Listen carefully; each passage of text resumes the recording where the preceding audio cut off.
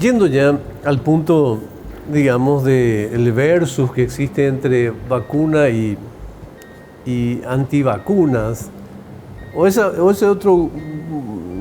otra comunidad que es mucho más honesta, que es la sencillamente desesperanzada, digamos, porque, reitero, ve las noticias al respecto de conglomerados enormes de personas que vuelven a enfermarse en regiones donde las estadísticas se señalan que hay una vacunación bastante razonable.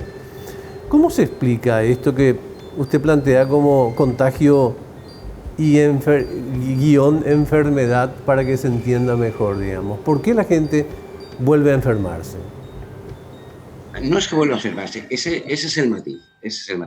Yo al principio hablaba de infección y de enfermedad, al principio de la pandemia, pero como infección tiene unas connotaciones un poco más peculiares, pasé a hablar de contagio y enfermedad. Yo lo que quiero decir es que una cosa, un tema, es estar contagiado, pero yo puedo estar contagiado y no estar enfermo.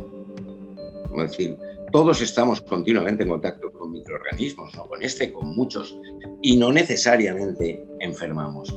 Enfermamos cuando se dan una serie de condiciones.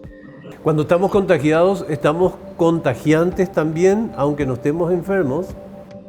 Depende, si es por ejemplo después de vacuna o un segundo contagio, no se suele ser contagiable, no se suele transmitir la infección porque la carga viral es poca. Lo único que sucede es que si me hacen a mí una prueba PCR, daré positivo probablemente, pero eso no quiere decir que esté enfermo, es decir, simplemente que está en contacto con un patógeno. Eso no plantea problemas, incluso puede tener ventajas. Y digo que puede tener ventajas porque ayuda a la inmunización, en este caso natural, no artificial a través de vacuna, de la persona, que se vuelve más resistente frente a nuevas reinfecciones. Los casos graves, o realmente el problema no lo plantea el contagio, el problema lo plantea la enfermedad y las muertes. Entonces, luchar demasiado contra el contagio supone un coste enorme.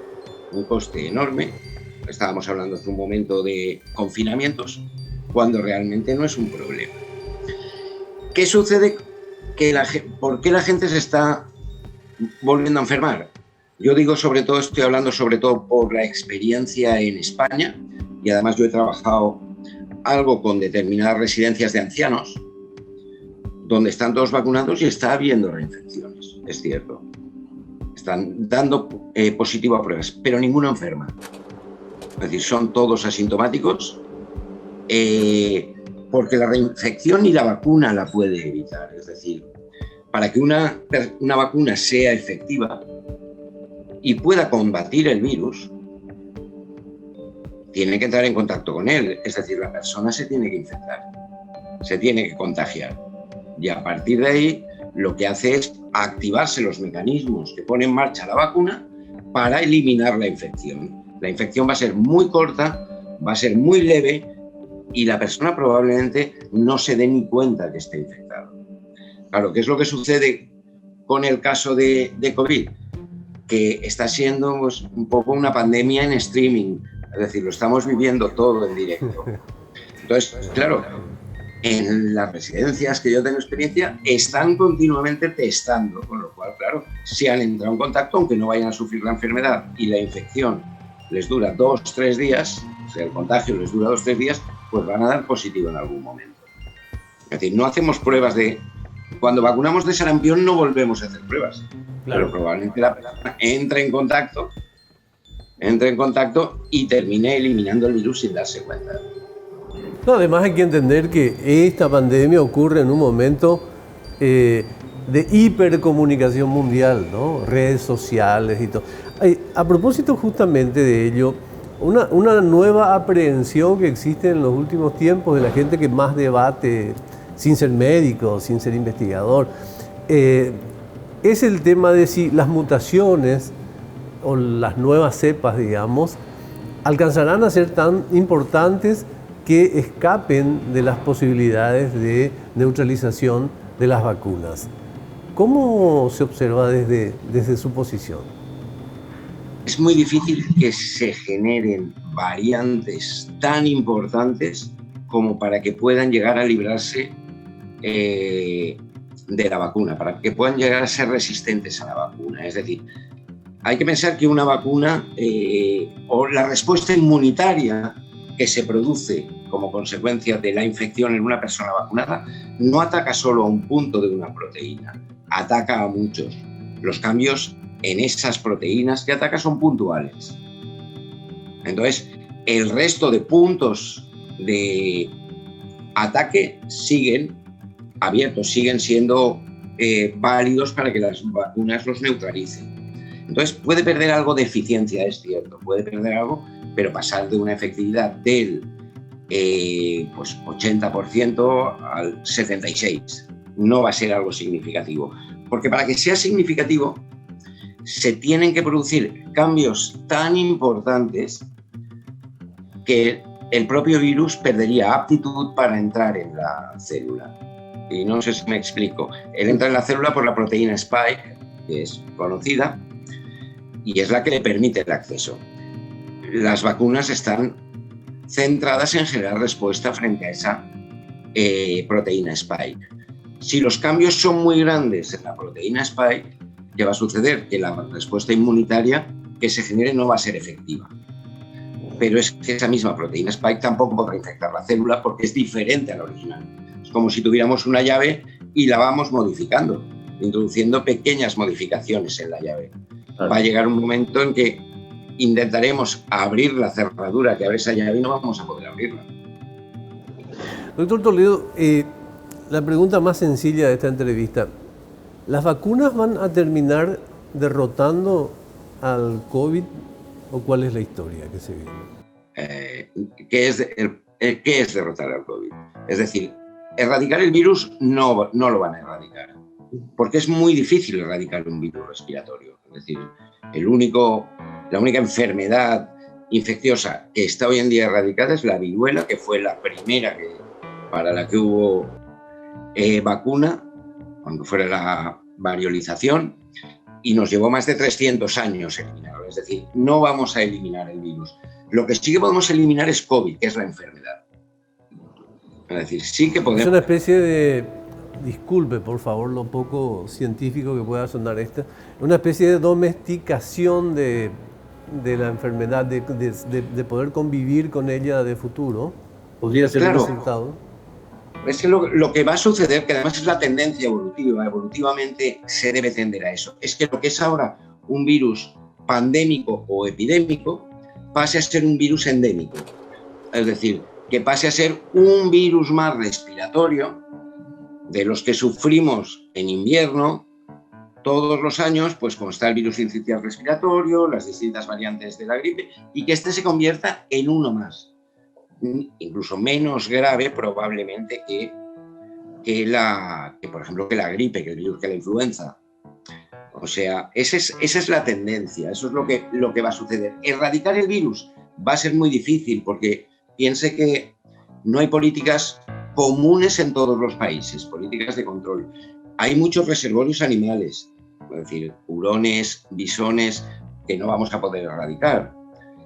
Y además es una enfermedad que tiene una característica, que es que hay muchos asintomáticos y esos son indetectables. Pero mientras se mantengan asintomáticos, no va a plantear ningún problema. Es decir, la tendencia, y yo creo que en relativamente un plazo corto de tiempo, pasará a ser un virus respiratorio más. Y a lo mejor dentro de unos años, probablemente ni los médicos separarán a diferenciarlo si es gripe o es COVID.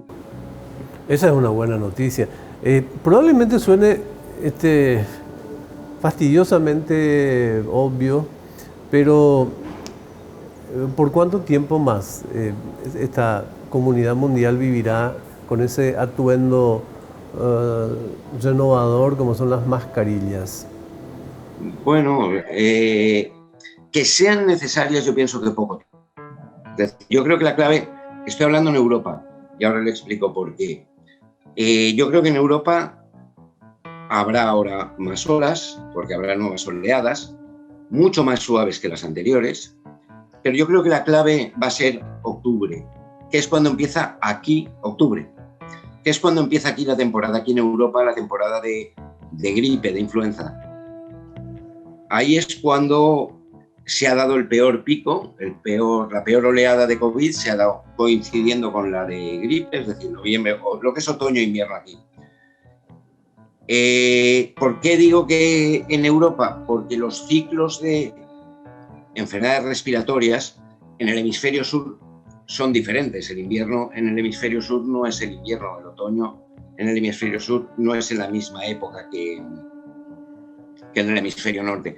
Entonces, en el hemisferio sur se verá ahora lo que puede suceder, porque la temporada de virus respiratorios alta en el hemisferio sur empieza dentro de 2 meses, una cosa así, cuando llegue otoño e invierno.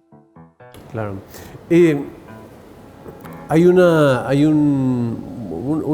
última consulta que tiene que ver con los volúmenes de vacunación que son razonables. Hay varias teorías, por lo menos, que se debaten acá en relación al porcentaje que puede garantizar inmunización de rebaño.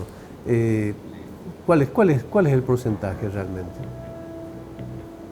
Yo calculo que con un 40% de personas vacunadas puede ser suficiente como para empezar a recuperar todos los viejos hábitos y dar todos estos hábitos olvidados. Lo que pasa es que hay que tener en cuenta una cosa, y es por lo que yo siempre trato, como decía antes usted, de diferenciar entre enfermedad y contagio.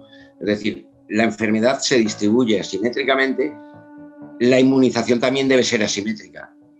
Quiero decir, en el momento que tengamos protegidos a través de la vacuna todos los grupos vulnerables, podemos volver a la normalidad. Es decir, hay que priorizar en la vacunación a las personas mayores, diabéticos, todos los grupos de población que sufren la enfermedad de forma más grave.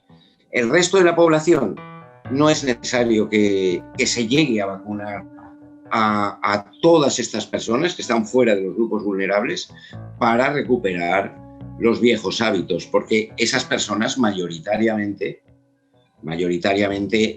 si llegan a contagiarse, lo van a hacer sin darse cuenta o con manifestaciones leves. Lo importante es proteger a los grupos que terminan cayendo enfermos, que son fundamentalmente los mayores. En el momento que se tenga vacunado a ese grupo, que circule el virus, circulará mucho menos, en mayor o menor medida por la comunidad, va a tener una importancia relativa. Finalmente, ¿cómo ve España a fines de 2021? Yo pienso que España a finales de 2021 tendrá controlada la pandemia. Fundamentalmente por el ritmo de vacunación, que es lento, pero sí que haya asegurado bastante provisión de vacunas, con lo cual, aunque el ritmo sea lento, de aquí a final de año quedan 8 meses. Es tiempo más que suficiente en principio para vacunar a toda la población. Es decir, aquí la previsión que había era a principio de verano tener vacunado el 70% de la población. Verano aquí empieza en junio, julio. Ahora la previsión se ha trasladado a agosto. Se calcula tener el 70% de la población vacunada para agosto. Con lo cual, ya digo, por eso la clave le hablaba en octubre, porque es ver la respuesta de la gente cuando empiecen las temporadas de frío y temporadas altas de infecciones respiratorias. Profesor Toledo, muchísimas gracias, mucha gratitud y respetos. Muchísimas gracias. Muchas gracias. Muy amable, muchas gracias.